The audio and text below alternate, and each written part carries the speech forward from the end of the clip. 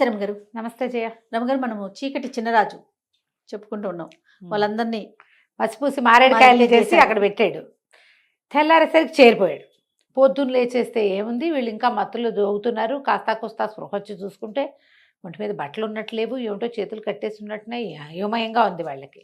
జనాలు ఒకళ్ళు చేరిపోయారు. పొద్దుటిపూట కొడకాళ్ళు బుడ్డాళ్ళు వాళ్ళు వీళ్ళు చేరతారా, వాళ్ళందరూ కేరింతలు కొట్టారు. ఎవరో ఉన్నారు, మసిపూసి ఉన్నారు, వీళ్ళు మొహాలు గుర్తుపట్టేలాగా లేవు. నగలు తీసేశాడు. అందరికీ నెత్తి మీద శిరస్త్రాణాలన్నీ తీసుకెళ్ళి ఒక మూల బారేశాడు. అక్కడేదో మురుగుంటుంది అందులో బారేశాడు. బట్టలు లేవు, భోజిపాతరాయిళ్ళుగా ఉన్నారు ఇంచుమించుగా. అందరు దిశమొల్లలతో ఉన్నట్టే, ఏవో చిన్న చిన్న వస్త్రాలు లోపల వేసుకునేవి ఎంత ఉంటాయి. అక్కడి నుంచి జనం అంతా చేరారు.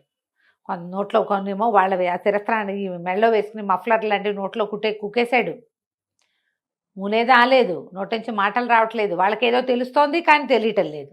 అక్కడి నుంచి జనం అంతా చేరారు. గందరగోళం. సైనిక శిబిరం ఇది. వాళ్ళేనో కాదో తెలీదు, దగ్గరికి వెళ్తే ఏమవుతుందో తెలీదు. జనాలంతా చేరారు. ఈ లోపల ఒకళ్ళు ఇద్దరు తొందరపడి కాస్త ముందుకెళ్తుంటే ఇక్కడ నుంచున్నాడు కాబట్టి ఓబోయ్ ఇంకా నయం అందులోకి వెళ్ళావంటే నువ్వు ఏమవుతుంది, దీన్ని ట్యాంపర్ చేసినట్టు అవుతుంది సాక్ష్యాలని. అదొకటి. వీళ్ళు నీ మీద పడతంతారేమో తెలీదు, అసలు వాళ్ళు ఎవరో తెలీదు. రాజభట్లు వచ్చేదాకా వీళ్ళని ముట్టుకోకూడదు. ఇక్కడి నుంచి ఖబర్ అందించాలా.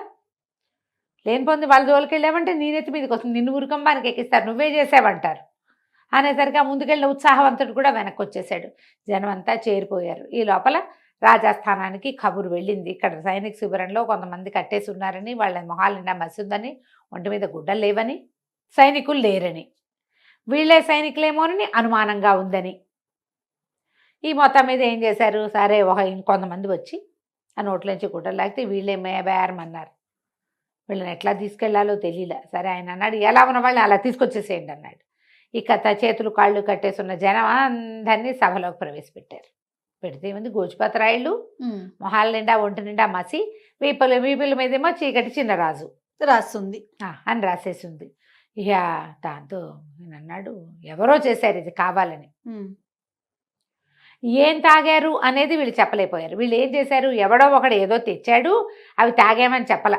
వాడెవడో ఒక పల్లెటూరు వాడు వచ్చాడని, తమ మొహాల మీద ఏదో విసిరాడని, దానివల్ల తమ స్పృహ తప్పి పడిపోయామని వాడు ఇది చేశాడని చెప్పారు. వాడు చెరుకు రసం తెచ్చాడు, మేము తాగాము, వాడిని మ్యాన్పులేట్ చేద్దాం అనుకున్నాం, వాడు మమ్మల్ని మ్యాన్పులేట్ చేశాడు. అలా నిజాలు ఎవరు చెప్తారు? అదే కదా. ఎవడో ఒక పల్లెటూరి వాడు అన్నది మాత్రం జనంలోకి వెళ్ళింది.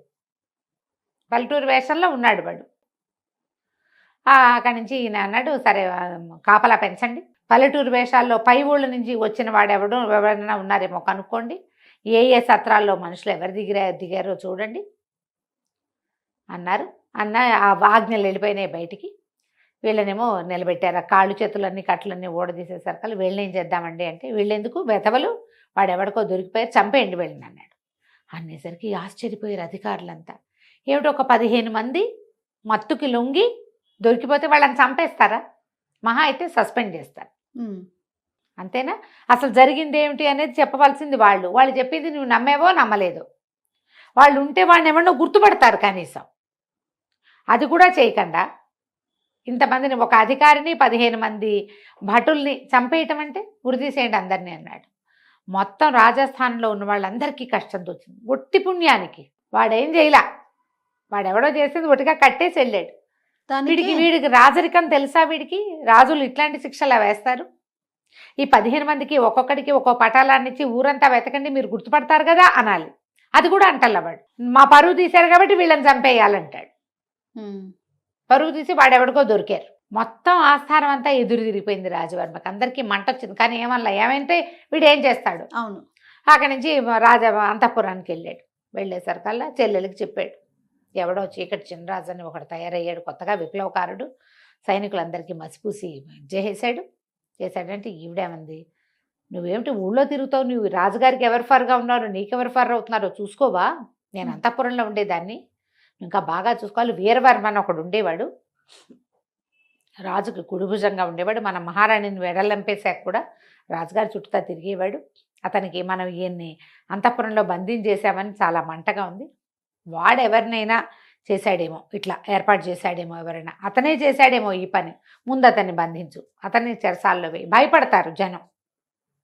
ఇప్పుడు అతని దీంట్లో అంటే అతను తర్ఫీదు చేసి ఎవరినైనా ఈ పని చేయిస్తుంటే పెద్దవాడిని బంధించామనుకో, చిన్నవాళ్ళు ఏం చేస్తారు, సైలెంట్గా ఉండిపోతారు. అవును. అనేసరికల్లా వీరవర్మని బంధించారు. జనాలంతా ఆశ్చర్యపోయారు, ఎందుకు బంధించారు? ఈ వీరవర్మ అరెస్ట్ కూడా ఏం రహస్యంగా జరగల, ఓకే, ఓపెన్ గానే జరిగింది. ఊళ్ళో తిరుగుతున్న వినయపాలుడికి వీరవర్మని బంధించారని తెలిసిపోయింది. తెలియంగానే ఇతను ఏం చేశాడు, అక్కడికి ఒక పావురాయి టపా మీద పారాయణ స్వామివారికి కబురు పంపించాడు, వీరవర్మని బంధించారు, ఏం చేయను అని. చెరసాలలోకి రెండో పక్క నుంచి ప్రవేశించచ్చు, వీరవర్మని విడిపించు, వీరవర్మ మనవాడు అని కాగితం వచ్చింది. ఇతను ఏం చేశాడు, చెరసాల బయట నుంచి చూడడానికి అది చాలా పెద్దది, దానికి వెనకాల భాగంలో ఒక నది ఉంది. ఆ నది నిండా మొసళ్ళు ఉన్నాయి. ఆ మొసళ్ళు ఏంటంటే కొంత సమయం ఇట్లా పైకి వచ్చి విశ్రాంతి తీసుకుంటాయి. ఆ విశ్రాంతి తీసుకునే సమయంలో వెళ్ళగలిగితే ఒక రకం, ఎట్లా వెళ్ళాలి, ఏం చేశాడు, మాంసం కొనుక్కున్నాడు. బోళ్ళనే మాంసం ముద్దలు ఒక సంచిలో వేసుకుని సాయంకాలం దాకా ఆగి చీకటి పడేదాకా రాత్రి వేళ ఇక నది దాటడానికి ప్రయత్నం మొదలుపెట్టాడు. మాంసం ఉంది, ఒకవేళ మొసళ్ళు వస్తే ఒక మాంసం ముక్కేసి తప్పించుకోవచ్చు. అడి తిరిగి మొత్తానికి చెరసాల వెనక భాగంలో చేరాడు. వెనక భాగంలో చేరితే అక్కడ ఏం చేశాడు, తన దగ్గర ఒక చిన్న సాధనం ఉంది. రాత్రి ఇదంతా ఈదుకుని వెళ్ళేసరికి అలసిపోయాడు. బాగా రాత్రి అయ్యేసరికి పడుకుని నిద్రపోయాడు. అక్కడి నుంచి ఏం చేశాడు, అర్ధరాత్రికి 1 గంట 2 గంటలకు మెలకు వచ్చాక చిన్న ఇంత ఇనప సాధనం తెచ్చాడు. ఈ నది నీటికి వెనకాల భాగాలు నానిపోయి ఉంటాయి, కదలకపోతే ఏమీ కదలవు, కానీ దెబ్బ కొడితే కదులుతాయి.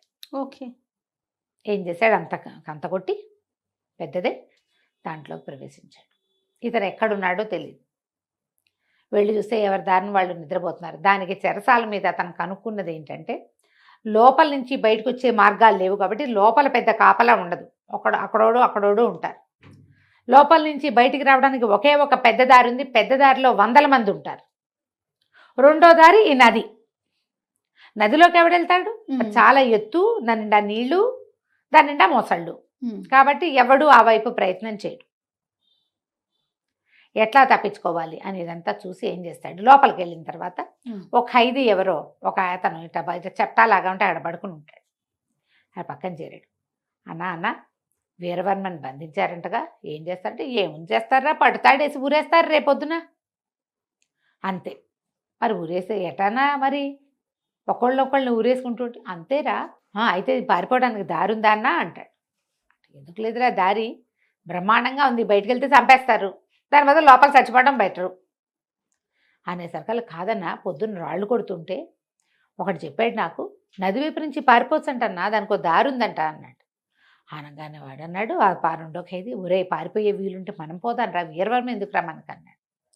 అటగాదు, వీరవర్మని తీసుకెళ్తే వీరవర్మ కోసం వెతుకుంటారు, వీరవర్మ పెద్దవాడు, మనం చిన్నవాళ్ళం కదా, మన ఎవరు పట్టుకుంటారు, ముందు వీరవర్మ ఎక్కడున్నాడో చెప్పు అని అడిగాడు. ఎందుకు చెప్పను, నాకు తెలుసు, నేను పొద్దునే చూసా, పద వెళ్దామని ఆ వీరవర్మ దగ్గరికి తీసుకుపోయాడు. ఆ లోపల ఉన్న ఎవరు 2 సెంట్రీలు ఉన్నారు అంతే, వాళ్ళని చూసి ఓ పక్క నుంచి చెరుకో దెబ్బ కొట్టి వాళ్ళని లాగేశాడు. ఆ వీరవర్మ ఉన్న దాని దగ్గరికి వెళ్ళారు. దానికి ఏం పెద్ద తాళం లేదు, పాడు లేదు, ఇట్లా తోసి పెట్టారు. అతను ఒక 50 ఏళ్ల వాడు. అక్కడికి వెళ్ళి, నేను తప్పించడానికి వచ్చాము అనేసరికల్లా, మీరెవరు, నేను ఎందుకు బయటకు తీసుకెళ్ళి నన్ను చంపేస్తారన్నాడు. చంపేమో, మేము పారిపోవటానికే వచ్చామని చెప్పి తీసుకొస్తారు బయటికి. తీసుకొచ్చి ముగ్గురు కలిసి ఆ దారి గుండా వెళ్ళిపోతారు బయటికి. అప్పుడు వీరవర్మని అడుగుతాడు, నదిలో మొసళ్ళు ఉన్నాయన్నారు, నాకు ఒక్క మొసలు కూడా కనపడలేదు, వీటికి ఈ నదికి ఇంకో దారి ఉందా? ఆయన పక్కపక్క నవ్వే, లేదు, నదిలో అసలు ఒక్క మొసలు కూడా లేదు, సైనికులే ఒకళ్ళిద్దరిని చంపేసి మొసళ్ళు లాక్కుపోయినాయని ఊర్లో ప్రథ పుట్టించారు. మొసళ్ళు లేవని తెలిస్తే ఎవడో ఒకడు ప్రాణాలకు తెగించి వచ్చేస్తాడు, మొసళ్ళు ఉన్నాయంటే రారు కదా, భయపడతారుగా. అందుకని మేమేరు చేసిన ఏర్పాటే, రాజుగారు చేసిన ఏర్పాటే ఇది, మొసళ్ళు ఏమీ లేవంటే ఈదుకుంటూ ముగ్గురు బయటికి వెళ్ళిపోయారు. తెల్లవారుజాముకి వీళ్ళు దాటేటప్పుడు, కంతలోంచి దాటేటప్పుడు ఏం చేశారు, వాళ్ళు మొదట పెట్టిన కంత ఎంత, మన చీకటి చిన్నరాజు రావడానికి వినయపాలుడు వచ్చే కంత, ముగ్గురు వెళ్ళటం కోసం చుట్టూతా అంచులన్నీ పగలగొట్టారు. తెల్లవారుజామునే ఒకడెవడో బాత్రూమ్కి వెళ్ళటం కోసం లేచి, అప్పుడు కొంచెం వెన్నెల బాగా ఉంది, వెలుగు, ఎండాకాలపు దగ్గర రోజులు, తొందరగా వెలుతురు వచ్చేసి ఆ కంత కనపడింది వాడికి. కనపడ్డం ఏమిటి సెంట్రీల కోసం చూస్తే లోపల ఉన్న సెంట్రీలు చాలా తక్కువ మంది ఉన్నారు సైనికులు.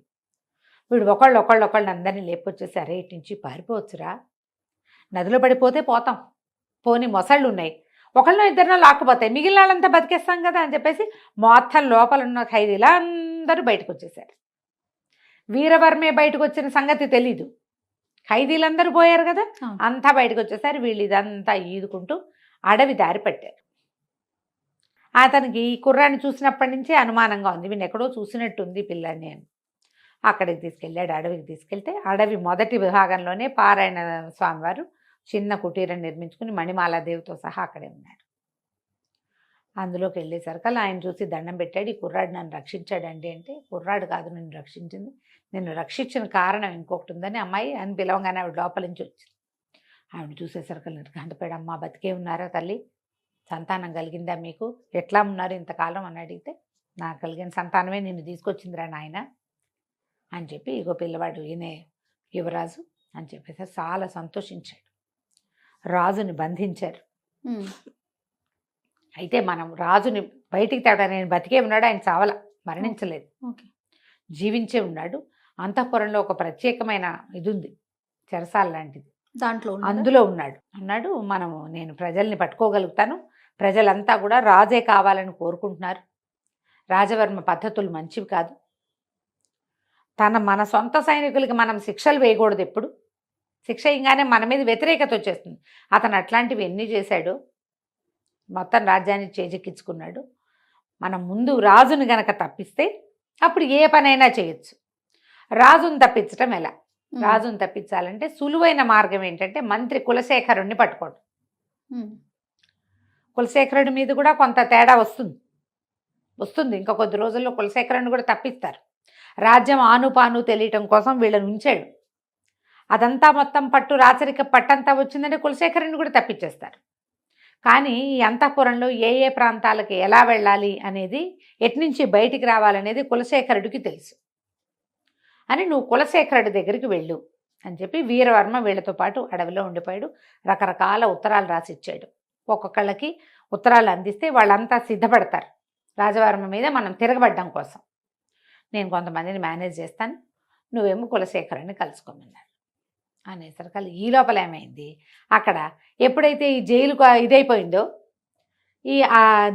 ఈ విషయం ఎట్లా బయటకు వచ్చింది, రెండో పక్క నుంచి వెళ్ళొచ్చని ఎవడో బయట నుంచి కొట్టాడు. అది లోపల నుంచి చేయబడిన హోల్ కాదు.